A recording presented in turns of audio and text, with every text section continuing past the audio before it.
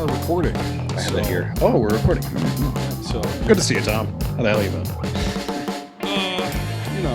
it's I would say it's good to see you as well, but if we're being honest, I'm a little ambivalent about the whole concept.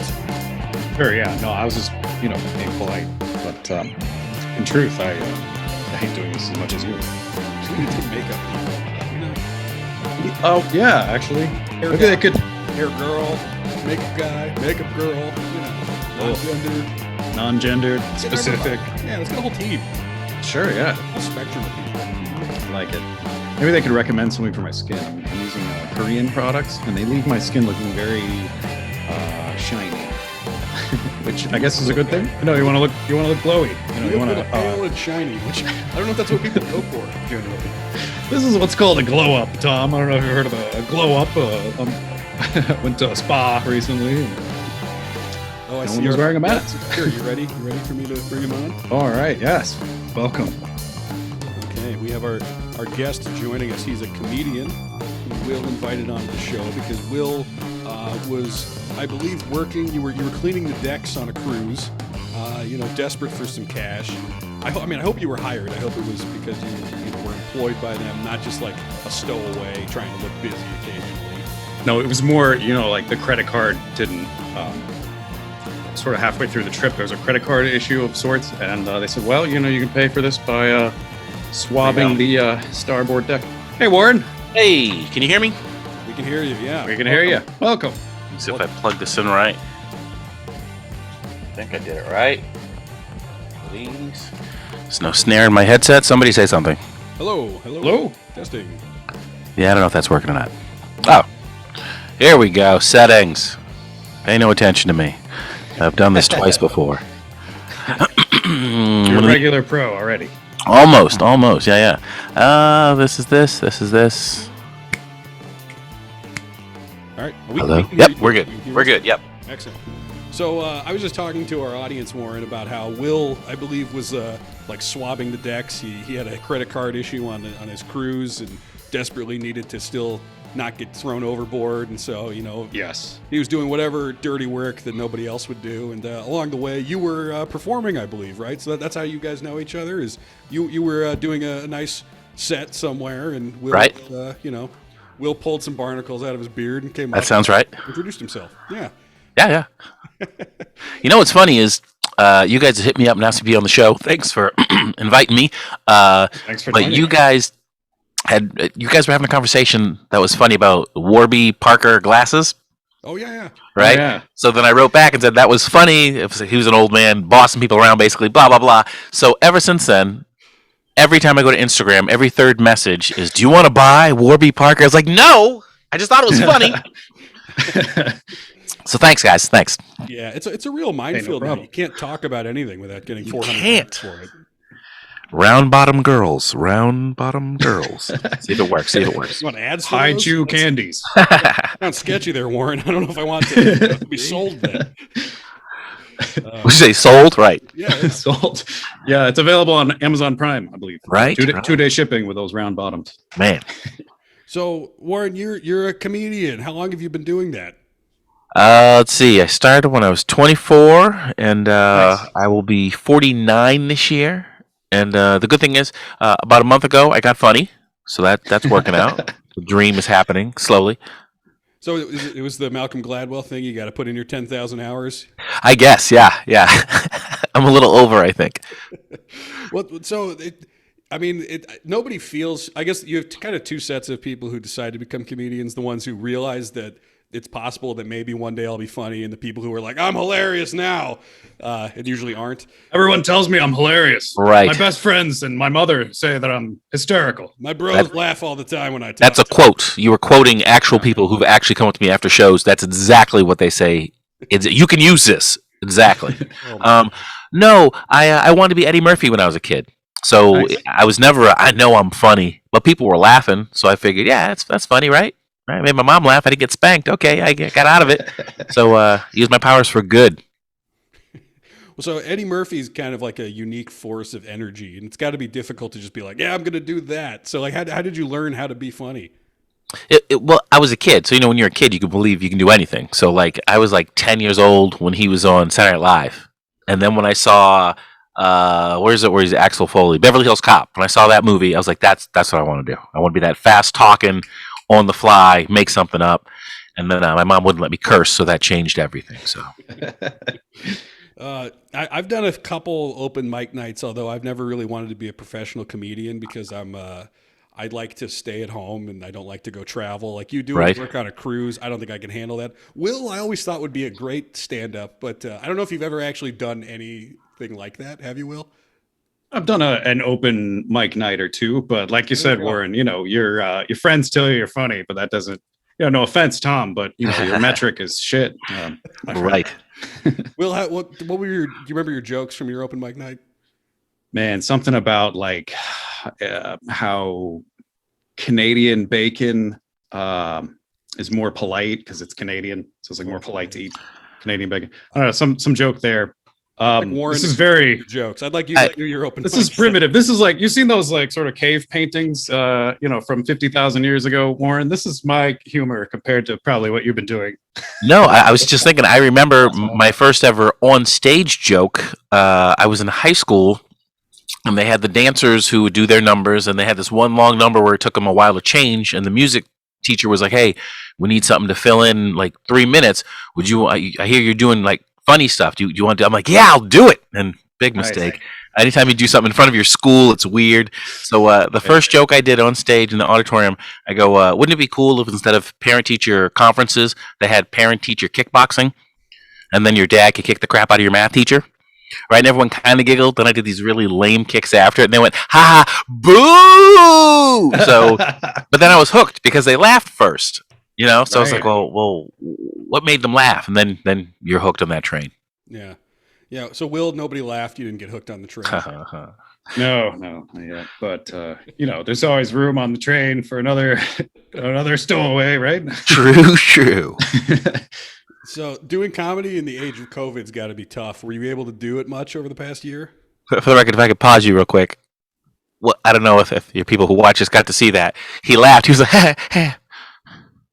And then for a second, there was that realness of, I wanted to be on that train. I saw it, man. I saw it. Follow your dreams, bro. I saw it. Just before it cut off, you had that look like, I was looking at the screen for my real job behind this, and I was like, oh, yeah. Your boss is coming? Got you. Yeah. Sorry, I got to take this, guys. Sorry. You got to go catch a train one way or another. You can leave. It's fine. I'll handle it. I'm sorry. What was the question? I'm sorry. His face, it got me. Probably more interesting, but no. COVID must have been pretty difficult for trying to stand up. Yeah, how's that been? Within the last month, I've been working quite a bit. People kept calling in. I guess people calling in sick or whatever, and I was like, I'll take it. Who am I doing? For old people, I'll do it. Young people, I'll do it. But before then, like the last 11 months, I had worked like maybe 3 weekends out of like that whole time period, which is just. Wow. You're rusty. It's like telling a joke that you sort of know how it goes, but it's your life, so you should remember it better than that. It's like, I think I have children. It was weird the first couple times getting up. So, but I'm feeling rust free now. So you see this nice. Greg Gutfeld show where he can't get laughs from people who are paid there to be there and laugh. No, I haven't heard of it. You've saved yourself a giant migraine there, Warren. I haven't missed anything. No, not at all. Well, it's like this Fox News thing of the mainstream Republicans want to be the funny guys, and they really struggle to figure out how to find the right angle. Right. So it's funny that them trying to make jokes to like it's structured like a comedy show, like they're trying to have like their John Oliver or something, but it's just like. I'm trying to. Will, do you remember any of the specific ones? I feel like it was all the kind of commentary that they were doing 5 years ago. It's like, it's just like, who did they roast? They had like, it was so funny. They like roasted, who was it? It was someone really. They brought up some controversy from like 2016. This is a show that aired like a month ago, and they brought up some controversy from 2016. They're like, "Hey, how about this, huh?" Like it was relevant. Yeah, like it was, and it was like some some stupid Liam Neeson controversy that no one gives a shit about anymore. Oh yeah, you know what? I felt bad about that. Me and my cousin went round and round. I actually remember that. It was because I took it as he was having a heartfelt moment and said, I had a time where I was mad and I was going to do stupid stuff, and I'm glad I didn't. Right. And my cousin was like, I'll never watch his movies again. I go, because he had a moment? He had a moment, and he felt open enough to try to share that moment, and he didn't do anything. So I go. So I know we're falling right into that trap of now talking about 2016. But I just talked to my cousin about this the other day, and what got me was you have people who, let's say you're in a gang and you sold drugs, you kill people, but now you reformed yourself, and you go to these schools, you tell them, hey, don't do what I did. We look at those people as, hey, this guy's pulled himself up. Here's a guy who didn't do that. He thought about doing that, and you act like he did these things. So I just thought it was interesting that my cousin was like, I'll never watch his movies again. Hopefully you don't get taken, buddy. Exactly. Yeah. I think just cut off the whole limb, right? Nothing of value. If you're watching Liam, I understood what you're trying to say. When you guys mentioned Liam, also Liam, if sorry Tom, if you want to be a guest as well. It's like sorry Tom. All right, continue, Tom. Sorry. Oh, no, I was going to say the controversy that jumped to my mind, I must have missed the real one because I was thinking of all the times Liam Neeson's been taken. There's been pictures taken of him with fans and he's peed his pants, which doesn't seem to be what you guys are talking about. Really? No, I didn't even know about the piss pants controversy. I'll pull it up. Wow. I'll share it with you guys. It's there's enough out there that it's actually going to be really easy to see. Apparently, he just gets really drunk and can't control himself. Oh no, drunken Liam. Yeah. That would be the fun Liam, honestly, like a dangerous Liam. Right. That would be the Liam who would do the stuff he was saying, like I would never do that. But probably the fun Liam too. He's probably like, hey, why you're pulling that up? I'm gonna take about 5 minutes to do my Liam Neeson bits here, Warren. I was gonna say we just have a montage of the best of Liam. Yeah. So here are 4 pictures of. Oh wow!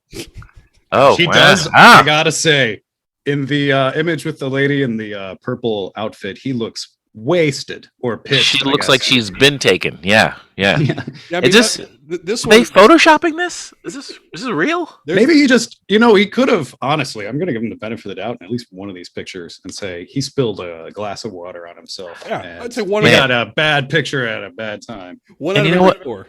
I know what I can do with Photoshop, so I can recreate all these pictures. So I have problems believing things now. I'll tell you what, if I'm good enough at Photoshop, I could take the lady in the purple outfit, maybe put Salma Hayek's face in there. And then I could do that, yeah. It could be like, did Liam Neeson piss his pants? Exactly. That would be understandable. Sell that to Daily Mail, and then I can quit this job that I'm talking about. It's crazy how they can do. They had a picture of Brad Pitt, and they said how he was cheating and he was kissing this girl, and it's a picture of him like half an inch away from this chick. And then someone else who was at that event says, I was there, here's the video. And what happened is he went in to hug her. You know how sometimes I go left, you go left, and then we do that? So it was just a frozen shot of that. It's like, you bastards. You'll just twist anything. It's true, yeah. Yeah, so Will, you've gotten multiple different times where you're like, I'm just going to go do that. I'm going to go jump in front of this train. I'm going to go Photoshop Salma Hayek pictures and sell them. So, Warren, you've given Will a lot of inspiration for the Excellent. I hope Salma is also on the show, and you guys can talk about that. Oh, Salma, if you are a fan as well, we appreciate you watching. Come on down. Liam, come on. Of course. The cameras are all angled above your groin. We won't know what's going on down there. I think, though, if I do end up Photoshopping that picture, we're going to have a hard time booking either of those two. This is true. Hey, I can just see Liam Neeson opening up Snapchat and being like, "Oh, this dang Daily Mail thing here that says I have questions as a first time on the show. I want more light in your room. I want more light there. I want to see the beard because right now it's going into the sweatshirt. I want to see the definition. And also, actually, I don't know. The minimal lighting is because they're sort of fused together during the quarantine. That's what it's giving me. It's giving me this grainy, and especially when you say Salma Hayek, it looks dirtier than it should. Ooh, so yeah. Thanks for the optics. I tell Will I want to see less of his face. So hilarious. And in your picture, I want to know: is this a unicorn behind you? What is in this picture? What is someone ripped at your? Oh, now I totally see it. But you were covering half of the head. Oh yeah. So I saw it was one eyeball and the top of. I see the 2 horns, and I just sort of I see it like satanic influence. Yeah. Oh, not a good thing. Andy's back. Warren, do you have like a special lighting setup for doing Zoom things? I do. I'm that guy. I have like 6 million hobbies. I'm not good at anything, but I've mastered just a tiny bit of some. Like I'm mad right now that I haven't turned on my other light. Oh, see that light there's not on, but the ring light's on. So, but I have to. The melanin. I'm absorbing light. So, That's impressive. I gotta get one of those ring lights, man. I've seen beautiful. I love this thing. Yeah. You gonna adjust it higher or lower? Huh? The only problem for me, anyways, is when I wear glasses, you just Right. see those ring lights, and you look like some sort of like ghost figure. That is true. That is true. Sort of looks like you're being, remotely operated. By Warby Parker. Yes, I get it now. I get it. It's all it's called By that. Mr. Parker, of course. Yeah, Will, He's sort of like a Bezos type. He's into tech. Wants to go to space. All the usual rich people hobbies. I want to be a surgeon today.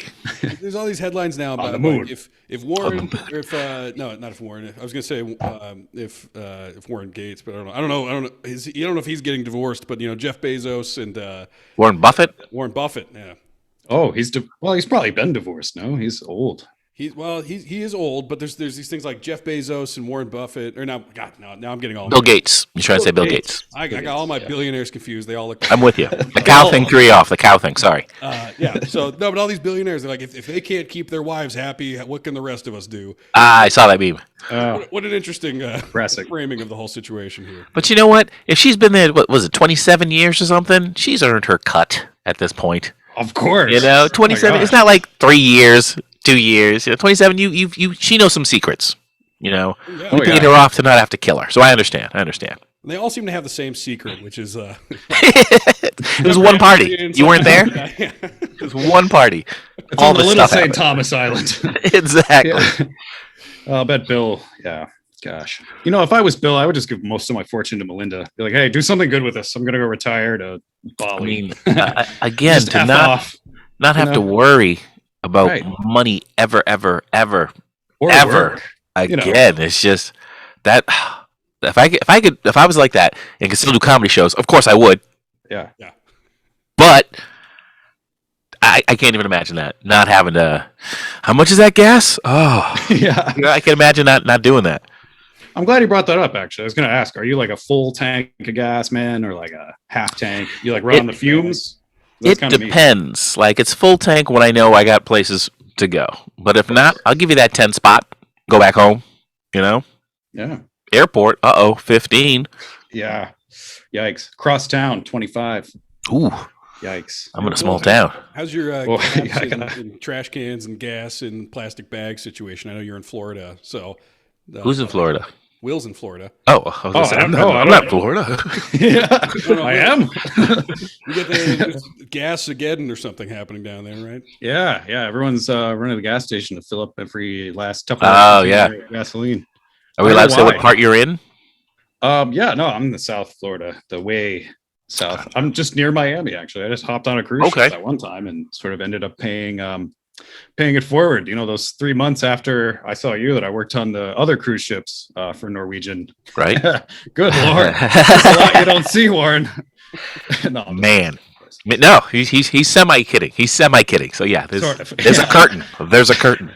Yeah, definitely. And all those poor Filipino, Indonesian. The guys who were people day on to the day side. and the women who were day Oh, to they were day, such sweet day, people. they are. Where like the people will get on the boat, you see them in the morning cleaning something. When you go to bed at 11, they're still cleaning that thing, and you're like, "Weren't you?" And then when you get up the next morning, they're there cleaning the thing next to that thing, and it's like their work ethic is just it's too much. Actually, let's be honest. It's too Yeah, much. it's You're making the rest of insane. us look bad. Yeah, no kidding. Like 16 hours a day, just fucking grin on your face the whole time. Hi, sir. I'm like, what do you do with your time off? And they were like, this girl said, sleep. And she looks at me like, what do you think I do with my time off? I'm sorry. No, you might get I'm off the running boat. on fumes. Exactly. Poor lady. Dang. Well, speaking of fumes, I didn't fill up my tank before the gas crisis. Dun, So dun, dun, kind of, effed unless I pay this guy on Craigslist like $16 for a bag of gas. Right. This It was is literally a Hard bag, decision to make. Yeah, it's literally in a Costco bag. like a It's- wine box. Yeah. Yeah. Yeah. I got to get a Franzia box, Will, I didn't Smuggle realize you got a wine collection. Oh, those are all filled with gas. Unleaded. Yeah, this is my nice leaded. It's an 89. This is my premium. It's a 2019. Saving. Don't tell the wife I have it, though. Keep it out in the garage. So, Warren, do you have any shows you want to plug or anything while you're here? Yeah, Zany's, Zany Chicago, June 4th, 5th, and 6th. I'll be headlining over there. I got some stuff you guys probably have not seen yet because it took a pandemic for me to write it. But yeah, it's solid stuff. Talking about what's going on now and over the last year, and A, how we're coping. B, stupid stuff we shouldn't even have to argue about that we're arguing about, whose life matters, stuff like that. Just Yeah. it's a ball of stuff. A lot of things happened in this last 11 months. You know. So is it like were you able to make COVID funny then? I guess, because as comics, whatever it is, we have a funny filter on anyway. If it's not too incredibly, Dark. horrible. I mean, yes, it's something that's killed people, but that's what we do as comics. We see it and we're able to switch it just enough where you go, Grandpa died. That's not funny. But there's that something that, you still giggle at it and you get it. Yeah. It's funny because it's true. We all get it. So hopefully, yeah. Well, that's great. Yeah. And we want to thank you for talking to us today. Thank you. I had fun. This was a blast. I hope it worked. I hope you could hear me and all that good stuff. So, oh, yeah. I was worried. Yeah, you had better lighting than both of us. So, and a better mic than Tom's for sure, I would say. See, this is also something, again, I this is what I do. So I have all these things that I go, I could use that for that also. So instead of filming stuff tapes, I could use it for this. So I've got a soundboard going. I didn't even show you the soundboard. Nice. That I don't use as often as I should. So what is that, a Yamaha? It is. It is. Wow. It is. So I'm nice. trying to get better at what I'm doing here, folks. Well, thank you Looking again. good. I hope the ads you get from whatever we talked about here are Salma Hayek. We're gonna get a bunch of stuff. But thank you for having me. Yeah, absolutely. All right, have a good one. Will, good to see you again, man. You too, Warren. And I like the lighting better. Hey, no problems. You guys have a good one. You too. You too, Warren. I have to always remember, how do I escape? How do I escape? Yeah, quick. There it is. Press There the it is. button. That awkward moment where you try to find the button. All right, so we had our first guest on the show. What'd you think? Hey, that was awesome. Warren's a great guest, honestly. I felt like we were a couple of guys at the bar having a great time. Yeah, I mean, not, minus the drinks. It's like we'd been cut off. Like the bartender said, "That's enough for you guys, but you can sit here and sober up and go home." Yeah, you can sit here and talk and amongst yourselves until the cab gets here, and then In fact, why don't you go sit out in the curb? It was like a nice curb conversation. A curb conversation. Yeah, it was. I'm glad we had Warren on the show. Yeah, your interview skills are gonna, burgeon. You're gonna be. They're gonna blossom. You're gonna be the next Larry King pretty soon here. Yeah, I thought I had some good questions. I mean, you kind of brought a few things up that, I don't know if they were appropriate, COVID. It's kind of a dark subject. Shouldn't have brought that up. So, a little soon, Tom, a little soon. I wouldn't have brought that up at all. Well, frankly. I know you had some you were going to bring up, like, I'm sure the first thing this guy who just wants to plug his show wants to talk about is you're like, well, should I ask him about Palestine? This is what you said. No, I was going to ask, Team Israel or Team Palestine, Warren. No, I'm kidding. Opinions. He may not want to air them. He's not Seth Rogen. His career is, he doesn't need to impress. And he needs to impress some people still, unlike the super wealthy. Like Bill Gates can come out, for example, do a whole set on Palestine, and I bet there's no real repercussion. Oh, there would be a lot of repercussions. Let me just say that right away. I could not see, Bibi Netanyahu letting that one slide. No, I'm kidding. I don't really read a lot about the conflicts. I just saw some of the stuff on social media, and I thought, if Bill Gates decided to go into comedy, he's like, look, I just got divorced. He does like a Louis set, like, look, guys, my wife and I just got divorced, and it's been really rough. I'm trying to get back in shape, but I keep eating ice cream. He just does like a whole Louis set, comes out in the black shirt and everything. He's he's like super fat all of a sudden. And he's like, hey guys, you ever see that annoying hot girl at the bar that you're just so mad at her for no reason? It's like, Bill, take it easy. Yeah. Bill, this is just not the career turn I expect. Like, my wife really wanted me to be this billionaire philanthropist. All I wanted to do was talk funny with you guys.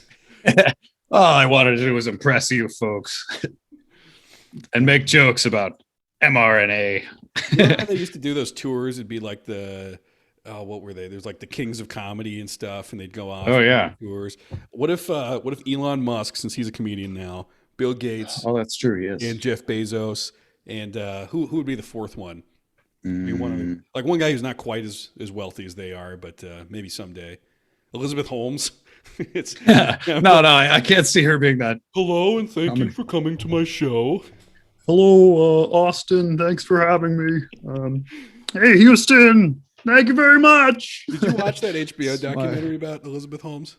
No, but I know a good amount about the story because it's fascinating to see. She is unintentionally hilarious. She is really funny. Dude, Have you seen that one? Oh, go ahead. I was going to ask if you've seen that one clip on YouTube where she does a podcast and somebody asks her a question. She uses her real voice and she slips. Oh no! So I it's haven't seen this. What? Oh, it's good. It's good. It's good. Look it up on YouTube. Type in Elizabeth Holmes' real voice. And it's basically like the person on the podcast is like, so Elizabeth, tell us a little bit about your company. She's like, so actually it's it's a tech company that oh my God. I created. It's like a huge gonna be my favorite thing I've ever seen. When you work to change things, and here's a fake voice. First they think you're crazy, then they fight you, and then Can I just say first of all, as well, Tom, that just talking like a Muppet does not give you validity in the corporate environment. This is my question: is if I'm trying to be like a well-respected, the next Steve Jobs, right? Why would I talk like this instead of talking like a human? Yeah, I'm thinking that our tech company can maybe produce. You see how stupid this gets after a while? You just sound like Yoda. All of a sudden you change the world, and I have to say I personally was shocked to see that the Journal would. Some of the things she does, I swear, in this documentary, she like brings her husky to work and tells everybody, this is a wolf. This is a wild wolf that I domesticated personally. It's like, okay, cool, Elizabeth, great flex. Elizabeth, I know what a husky is. That's clearly not a wolf. Like this is a popular Elizabeth, type of I read Call of the Wild in 8th grade. I know what the hell a husky is. I've seen them. Voice. Was that fake too? According to my sources, it was an employee who joined the company in 2011, had a meeting with her shortly after he joined, and it was late in the day, and they were finishing up the meeting, and late in the day. For as much as we're talking about her voice, this does not need like a scary music. This is not like I know they did add horror music. I don't know why. Possession or anything. This is a lady lying about her voice and it's goofy. Yeah, they added the soundtrack to The Ring, and they're like, check out her real voice. All right, here this should be the thing here. No, it hasn't. Well, if I use traditional words to describe what we're doing, it's hard because okay. well. I'm gonna play that again. Well, it starts like way up here, Tom, and then it kind of like morphs to like. What we're doing is hard. It's hard to you remember in Life of Brian when they're at the stoning and they're all the women trying to be men. Yeah. I thought we started. Yeah, it kind of does sound like that, just minus the British accent. Oh my God. Guilty. Yeah. She could just come out and do like a real pitch for some made up product. Yeah. And that could be her part of the comedy tour because it's all pretty funny. Like, we're going to make a machine that does all of your blood work when you just put the blood right into it. I mean, it's like she was born to be like a prop person on a sci-fi movie. Like, yeah, it's the gizmo you put the thing into and it gives you all the data. But she sold that and briefly became like a billionaire from it. Yeah, she was supposed to be the person that came up with this stuff. Yeah. The writers room would be like, I don't know, time machine. And then somebody would be like, yeah, okay, toss that to Elizabeth and let her figure out how it works. Come up with like fake science. It's a box. Technically, it works through quantum physics, and it's sort of like if you've seen the movie Interstellar, it's sort of like the same principles of time travel. She does seem very suited to like sort of explain things in a science-y sort of way, but not like you're like, okay, that kind of makes sense, but I do have a question or two about sort of the validity of the science. Because there's a few gray areas I don't really understand. Maybe the voice is supposed to distract you. You're supposed to be like, boy, that was kind of weird. She doesn't have a voice like any human I've ever heard of before. What did she talk about? She seems smart. Yeah, I'll just give her the money. Yeah, I mean, smart people talk like this, right? Surely that's how a smarty would talk. Listen to Hawking. The guy's a genius, and his voice is like, "How may I help you?" Yeah, when rest in peace, Stephen. Bert on Sesame Street, when he got his doctorate, he sounded kind of like that, I think. So, yeah. That happened? I don't know. I was going to say, I didn't really watch that extensively. You missed the mythos of it, Will. I was up to about season 3, Tom, and I just couldn't stomach any more of it. I started watching Succession, and then I get disappointed when they stopped making that show permanently. Oh my god! When the heck is that new season coming out? Huh? They're fourth quarter this year. It's supposed to be coming out, so that's exciting.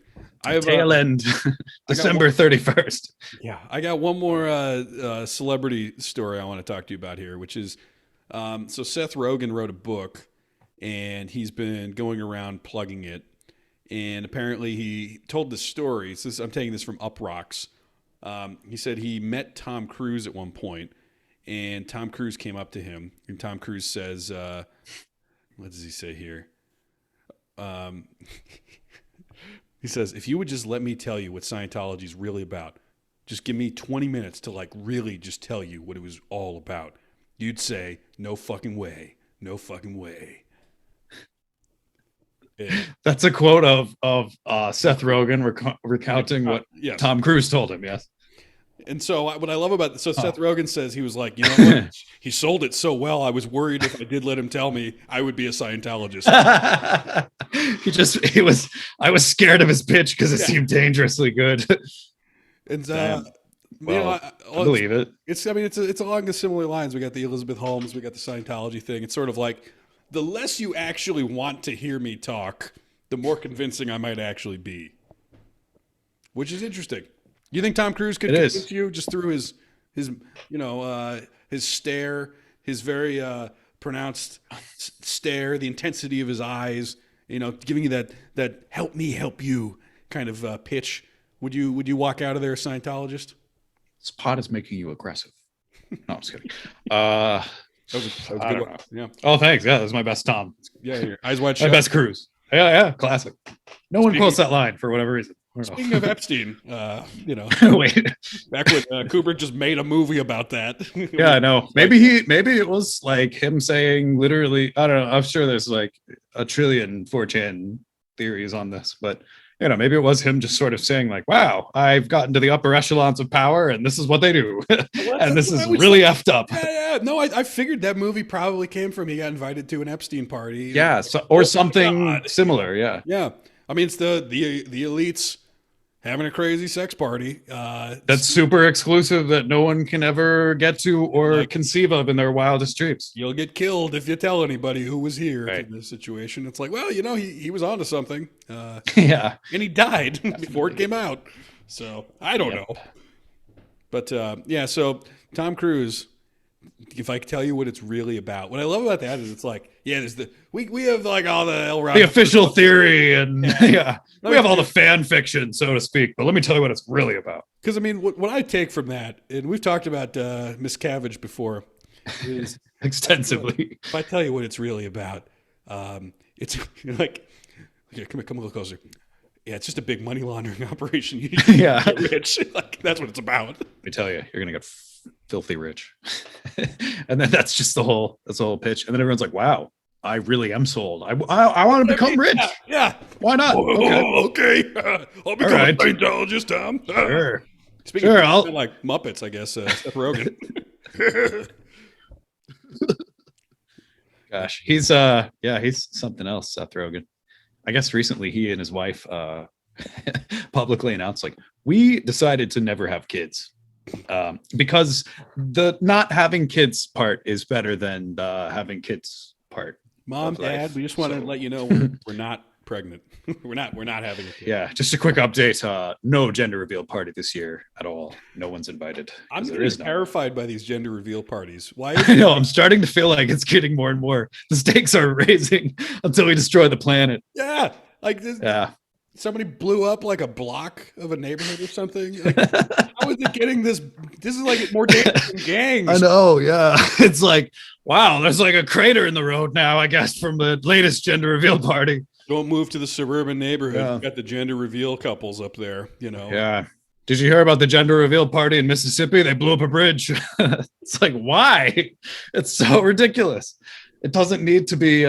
I really just truly feel it's when people one-upping each other. Like, oh, you shot 80 pounds of tannerite to make it explode. How about I use 120 in mine? It's like one-upping each other, not in the sense of like I'm gonna have more balloons at my party. It's like one-upping each other the way that the destructively the nuclear arms race. Yeah, we're gonna have a bigger bomb. It's not what we want here. Yeah, it's sort of morphing into like a Cuban Missile Crisis of its own. Gender reveal crisis. The arms race in the gender reveal parties. This aggression shall not stand. Yeah. I don't think that was him. Was it? That was one of those presidents. That was George. One of the sickly looking ones. Yeah, he was kind of sickly looking. I'm sorry. When he was dying, sure, yeah, I guess. Well, no, not when he was 102. Just sort of when he was president. It's sort kind of of dweeby. He's just like kind of dorky, right? Like your substitute physics teacher. Like you're just sort of like, who the hell are you? You're the president. Substitute physics teacher captures George H.W. Bush amazingly well, especially like his cadence. Now today we are going to talk about. Puts you right to bed. Read my lips. No more torque in the textbook. In the Afghan wars, we will ensure that we use sine and cosine to find the tangent. Sorry, that was more Winston Churchill or something. I don't know. That sort of morphed. Gary Oldman should just play every president. That would be so funny. The Gary Oldman Presidents Collection. He's like John Adams in the beginning. And then they make him like, John Quincy. And then they dress him up like Andrew Jackson, like those insane sideburns. But it's produced by Funny or Die. So it's got that like weird spin on it where it's like, this isn't funny, but what is this? Gary Oldman's not going to do it then because if it's funny, Well, we don't tell him that. We're still submitting it for Oscars. I am so not excited for the Trump movies where we're going to get 15 years of. Yeah. I told you what I was going to do.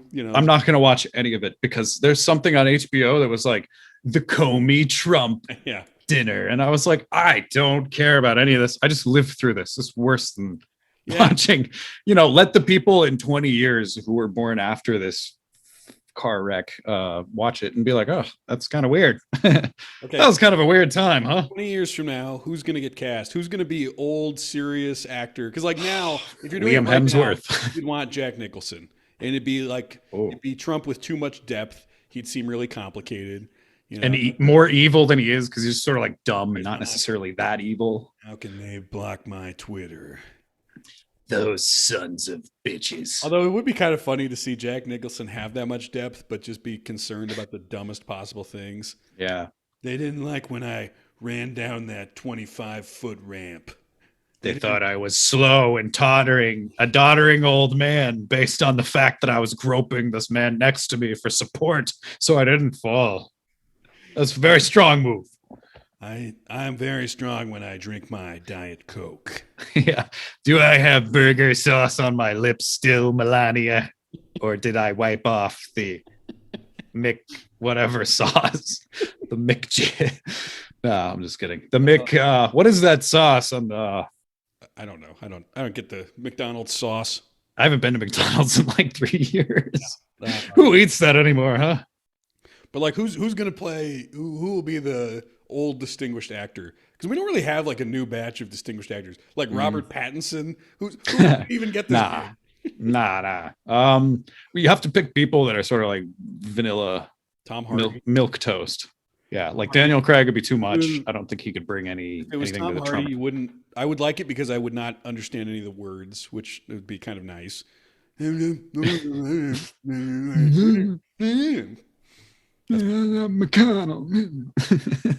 That'd be the whole movie. You're like, oh, wow. It's like sort of Bane 2.0 with a Trump wig on. Him playing Tom Hardy playing Trump with the style of Boomhauer. Twitter.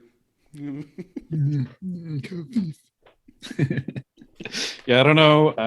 I think Tom Hardy bring too much. You got to find somebody who's like a blank slate, like a Liam Hemsworth, just like somebody you can just like take and just mold into your Trump person. You can't take like an actor that's already like doing their own thing. Like Shia LaBeouf could never play Trump because it would just you can only herd sheep in so many directions.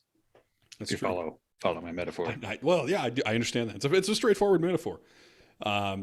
Yeah, so I don't look forward to that. The Biden ones, I'm sure, are coming soon. I don't know who's going to. Oh, they're gonna be so cringy. I don't know. I just like as soon as the election happened, and I was like, oh wow, no shit. Like the rest of the country, which is like, wow, this is great. Everybody sort of breathed a sigh of relief, and then I sort of like washed my hands of politics. And then the January 6th thing happened, the Capitol siege of insurrectionists, and then I was like, wow, I care about politics for like 2 days, and then I went back to sort of like, it's exhausting the past 4 years. I'm just gonna let the system figure it out because whatever I tweet is useless. It does irritate me. Yeah. And I don't want to be mean to people who just are trying to figure out what they believe, or there's nothing wrong with wanting to say what you think. Like, I always hate this idea that like actors shouldn't be allowed to have opinions, as I'm like tweeting my opinion that this actor shouldn't have an opinion. Like, yeah. Well, you are trying to have a platform. You just happen to not be famous. I mean, this dumb actor should keep his mouth shut. Yeah, that kind of stuff. Like, well, how about you just both can say stuff and who cares? Like, it shouldn't matter that much. It's just a person's opinion. But anyway, it's just too polarizing. They've just, I don't know if it's the Russians or the Chinese, but they've just polarized our politics to the point where no one can have a discussion without it being like, you son of a, well, you just like, want to strangle someone. I think you tweeted something about this, but like, there's also this obligation people feel like, so like, I'm just sitting around. I'm not a geopolitical force, and I'm like, well, I better tweet about this tax bill. Like, yeah, the people are waiting for my thoughts on this. Exactly. I have to tweet hashtag free Palestine. Otherwise I'm a piece of shit. It's like, it's mostly social media. I feel the pressure that, you want to be part of the change, but also it's like, to me, my friends really need to know how I feel about HR1 today. Yeah, exactly. Like do they, like, you can, when do you call your friend? You can talk about it. Maybe you don't need to post a snarky thing. I don't know. I go back and forth. I think if we didn't do entertainment things, I might not really want to have my Facebook, Twitter, or Instagram. No, I wouldn't either, because the thing is, Twitter is a weird space where you feel like this imaginary change is happening. I don't know. It's sort of like a giant online protest 24/7. Yeah. Like just everyone's an activist on Twitter. You feel the urge too, because you're kind of sucked into this like momentum of something, some sort of righteous or justice cause. So like you said, you feel yourself like you're like, I have to tweet about the H1B visa for specialty workers. Otherwise this is gonna never happen.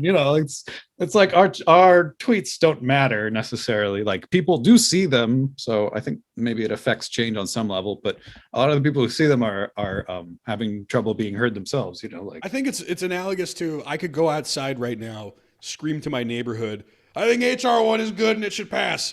Yeah. Like, maybe somebody hears it. I don't know that it is reaching ears of like people who will vote or will learn about it or change their mind.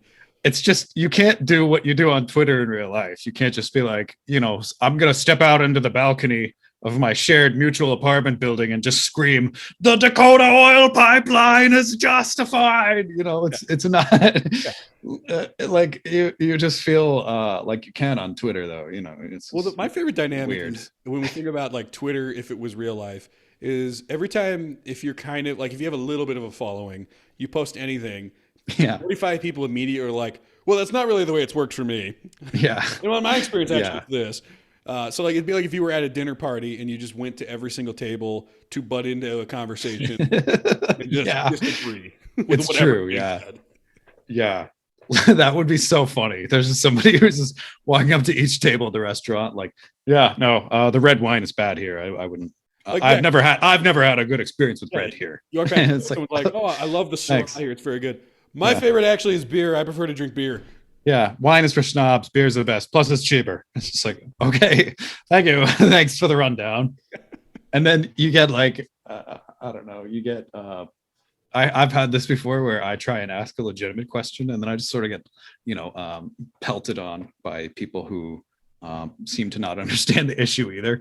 So I think there was like some some situation in France where they were having some anti-Islam situation. I don't know. So I looked at some information online, being the vortex of geopolitical updates. I gotta have my thumb, on what Brazil's doing.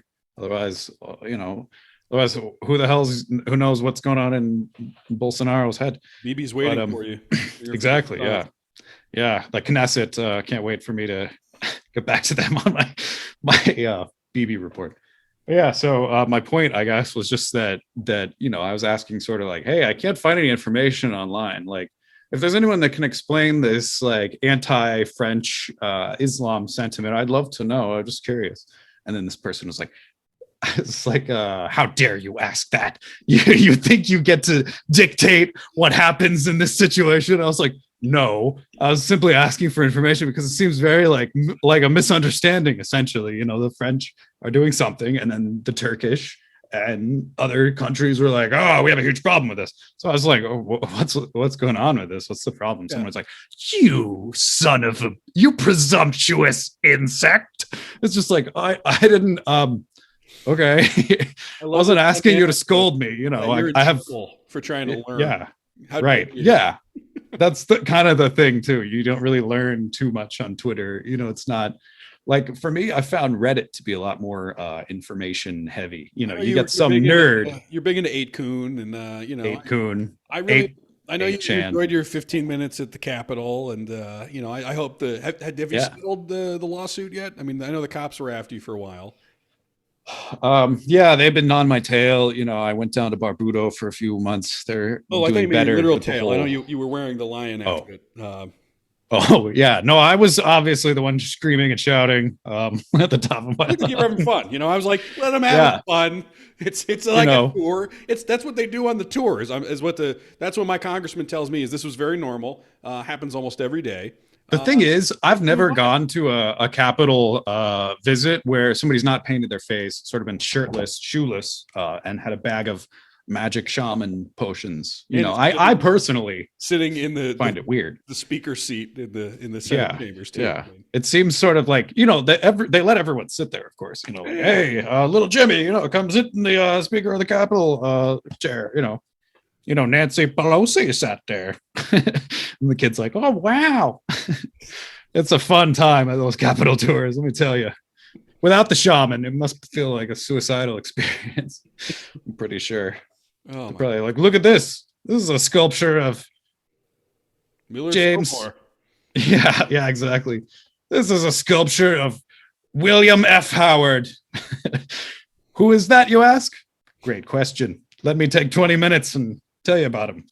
And the sculptor, William Auguste Stevenson Lepoudière, who made this sculpture as well. That must be like a Capitol tour experience, man. I don't know if I would do it.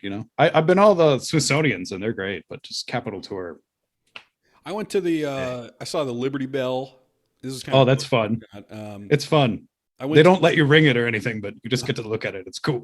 There's the crack. They don't want you to. Yeah. Anymore. Yeah.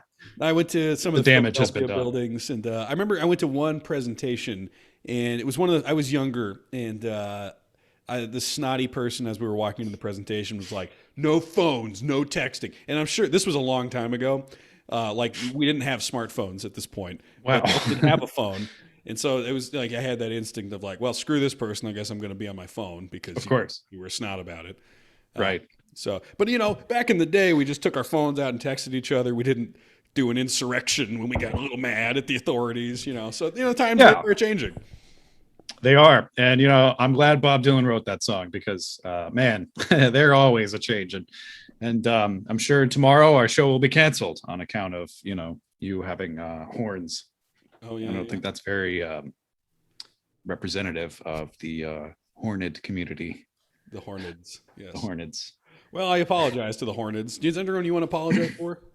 Yeah, everything I said in the show. I'm sure I offended many people. What we didn't do, including the late Stephen Hawking, and so that one I do apologize for.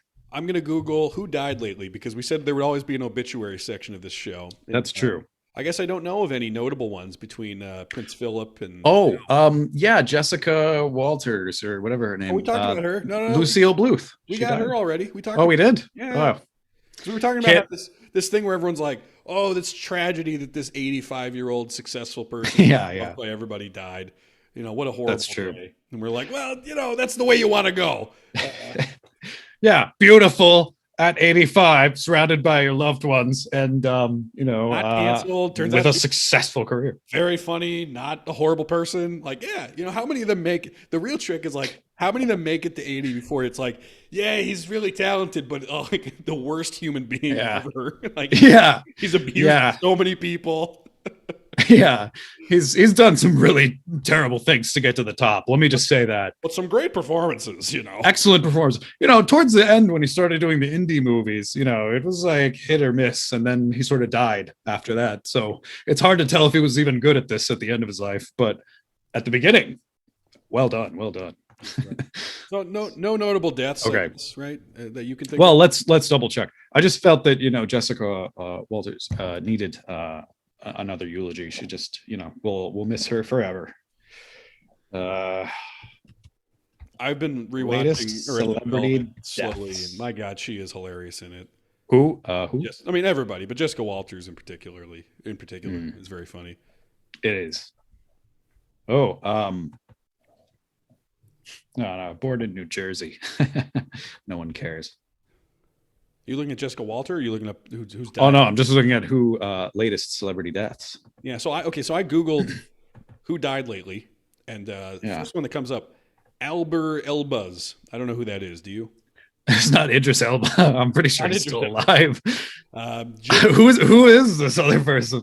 I don't know who Albert Elbaz is. And I apologize. The family. The Albers sounds like he was sort of coattailing on Idris Elba, just sort of like, who's that good actor? Oh, Elbers. Oh yeah, get them.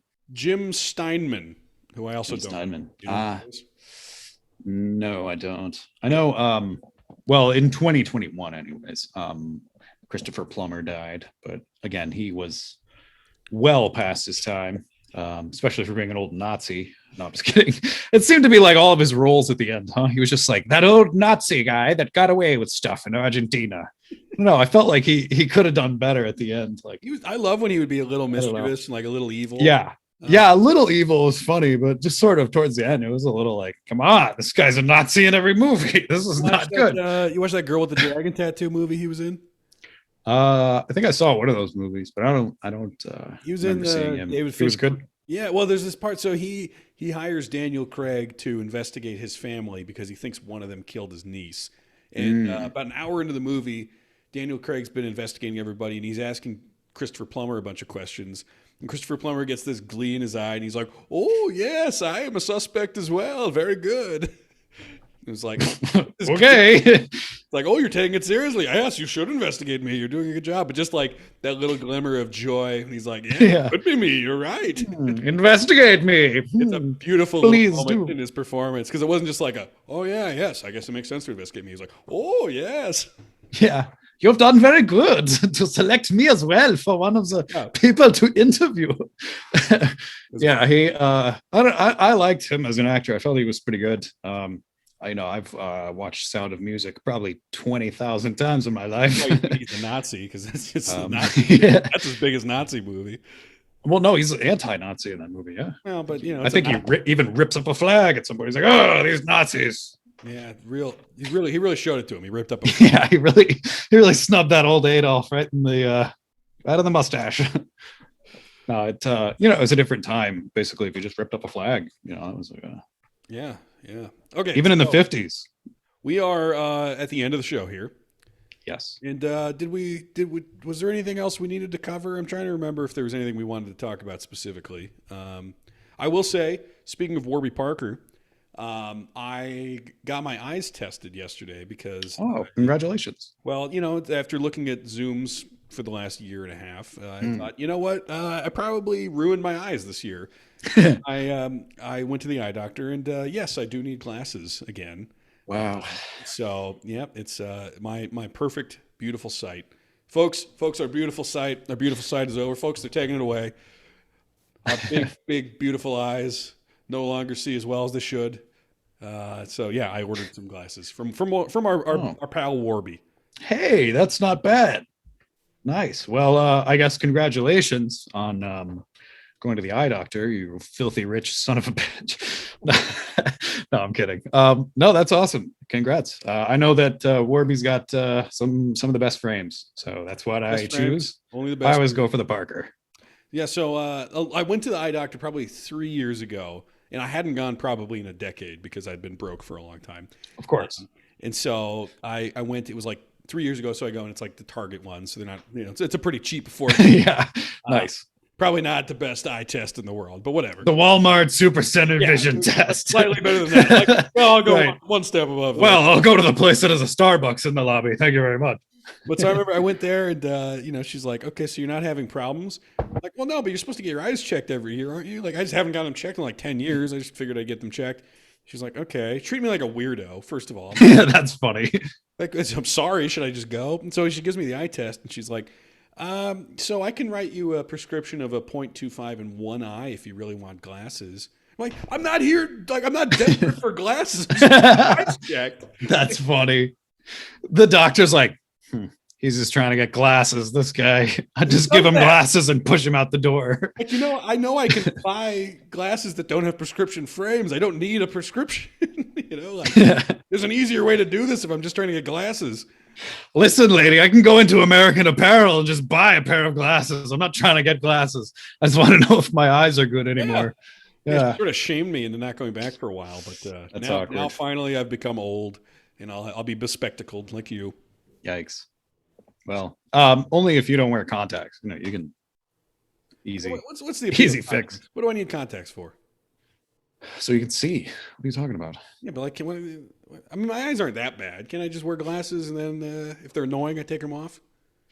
I mean, I guess, if you want to do that whole Scorsese thing, just on and off and on and off and, fight judgment, sort of gnawing on the corner, like, tasting the corner of this eyeglass frame. Yeah, chewing the cedar. Yeah, good idea, Reginald. I think I like that. If I'm gonna look old in glasses, I should just do the on and off thing. Look over my nose, at you, like. Yeah. Really? Yeah, well, that's a funny joke. Yeah. Well, I'll think about it. Maybe you shouldn't have said that. It's just sort of the look you give, but you don't have to say a word. It's all implied. All right. Yeah. Any last words before we wrap up here? What was I going to say? Oh yeah. I actually had a shameful medical story I wanted to tell really quick. Go for it. So I may have told this before in the medium roast, but this is a long time ago, and that show is dead. Yeah, and so is Chris Fago, our former co-host. Rest in peace, Chris. As dead as a Chris Fago. As dead as a housefly in a hot Cape Cod summer attic. I don't know, whatever. Anyways, he's dead to us, and he's dead in real life. So the story is this: I went. I was in Portugal. I was in Lisbon, and I was eating some delicious Portuguese food, which is very heavy and sauce rich. Sort of like rich food. But I was walking around, as you do, and I started feeling this like pain in my abdomen. I was like, oh, that's not good. And then I was like, whatever, went away. Next day, I was like, oof, okay, let's go back. It's kind of weird. Should I be worried? So I'm like, WebMDing this, like, hey, I feel this pain. Yeah, of course, appendicitis. And then I was like, it's in the exact same spot. It's in the lower right quadrant of my abdomen. This has to be like, I'm getting my appendix out in Lisbon. Great. Dad, I'm getting rid of my appendix. Yeah. Nothing you can do about it. Yep. And I'm getting my gallbladder removed in Romania next week. So no, I'm just kidding. Yeah. I'm also donating a kidney in Turkey for $20,000. No, but I'm gonna lose weight somehow. Gonna lose weight. Plus, I'm gonna pad the bank account. Retire early. But yeah. So I was thinking, oh my gosh, life flashing before my eyes. I have appendicitis. So I convinced my my significant other, like, we got to go to the hospital, like, I don't know where the hospital is. So I picked it's a pretty nice thing going to a hospital in Europe, isn't it? Because you can just Well, go in and yeah, first, well, get yeah, and get some shots. the one in Germany that I went to for another subsequent injury was exactly like that. It was beautiful, lovely experience, and would happily pay taxes there. Honey, you want to go to the hospital in Germany later this year? Just to get a checkup. Oh, great, let's go back. Sometime. People are so friendly, right? Getting our blood drawn like that, so kind. Only cost about $7. That's ridiculous. I know that I have cancer now for only $7. Yeah, so not to lengthen the story out, but I thought I had appendicitis, so I was going to go like one of those fancy little European hospitals, and I went to the nearest hospital that looked like it was a homeless shelter, and I was like, oh, great! I picked the hospital. It's sort of like the most historic in the sense that it's a building from the 1700s. It was also a hospital during the Great Plague times. Great. Could have just jumped on a train to Germany with your bursting appendix. I don't know if it's good to. I mean, I would have had to have been a train. I don't know how long that would have been, but it would have been. If there's any rattling, it would have been like, oh, like sensitive. But well, something to keep in mind though for next time. Well, I thought about flying, but then I was like, if I go to a certain elevation, will the appendix burst in the plane? So you had to go to the apothecary. Elevation. So I went to the apothecary. Yeah, in this 1700s building. It should have been condemned a long time ago. And but it was saved for historic reasons. So I walk in and they're like, oh, okay, you're not from here. That'll be $50 for your doctor visit. And I was like, okay, cool. Here's the card, charge it. And then they gave me a ticket, and I just sat there in line. And I sat there for probably about 4 hours. And then they finally came. The ride of a train ride. Yeah, I could have. Time as a train ride. I could have gone to Madrid and gotten treatment at a professional.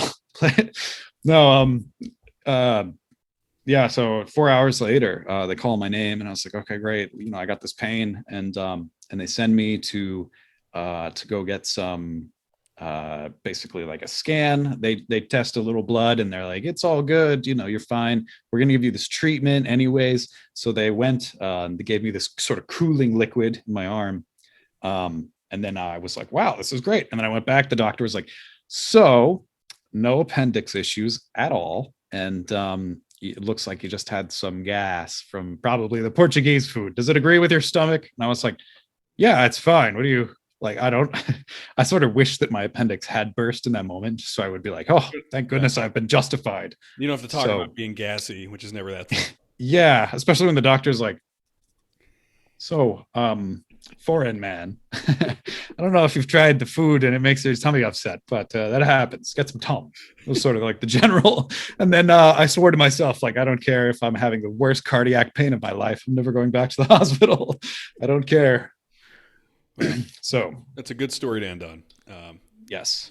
Listeners, viewers, I guess, subscribe to our page.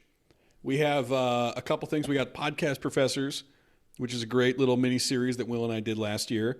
We also have The Coffee Show, which is surprisingly popular and well liked for being as stupid and short as it is.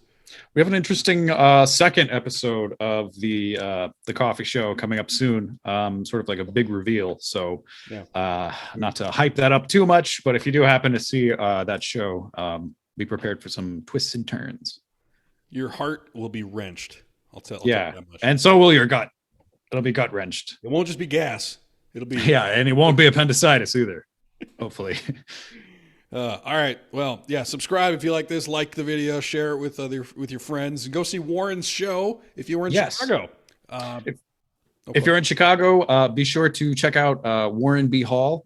He's a great comedian. He also has clips on YouTube as well, so check that out. The guy is hysterical. Follow him on social media. Do all the stuff. Like his videos, subscribe, and hey, tell him that we sent you. We'll give him a little bump, and then we'll get some recognition for that. I'm not telling you to say that a little bump. You should tell him that we're funnier than he is, and that he's got to step up his game and come back and prove it. But you could do that. I don't think that's what we don't want to build some sort of weird tension. Look, if we become his nemesis, that's how these things go in show business. Will, you can't control it every time. No, you can't. But having our first guest That was definitely a good move, and I'm sure we'll have many more after this. All right. Well, goodbye, everybody. Thank you for watching. Take care.